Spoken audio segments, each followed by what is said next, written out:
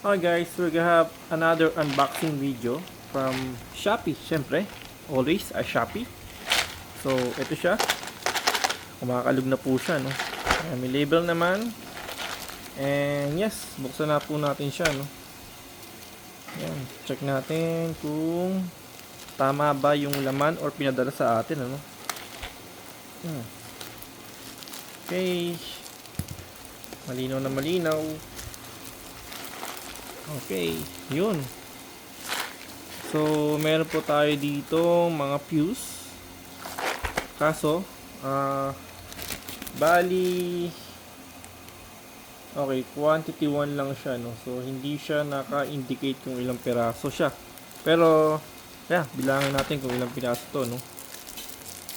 Para makita natin. So, okay. Check natin. So, bawat isang okay, let's say this one, it's 3 ampere, no? So, ilang piraso to? Yung 3 ampere nya is, okay, let's say 3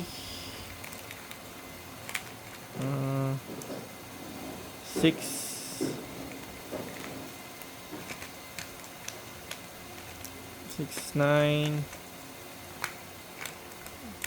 10, 11, 12. So, maybe it's 12 each, no? 12, bakit taloy purple dito?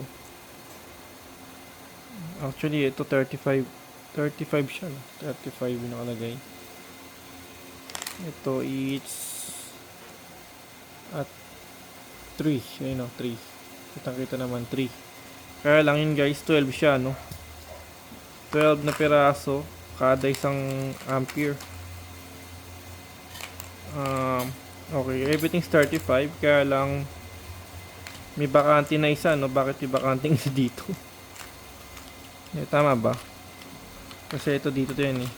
Ito black, green. Okay, check natin to isa na to. So yung mga fuse naman niya, mukha naman siguro may quality to, no? Kumpara sa iba. Pero mura na siya, eh. Ayan, no? So, yun nga. So, 12 ang isang piraso to. 12, 24, 48. Mabilang pa tayo, marap tayo magbilang. Pero may bakante siyang isa. Hindi ko lang bakit may bakante isa dito. Para saan yung kaya, ano?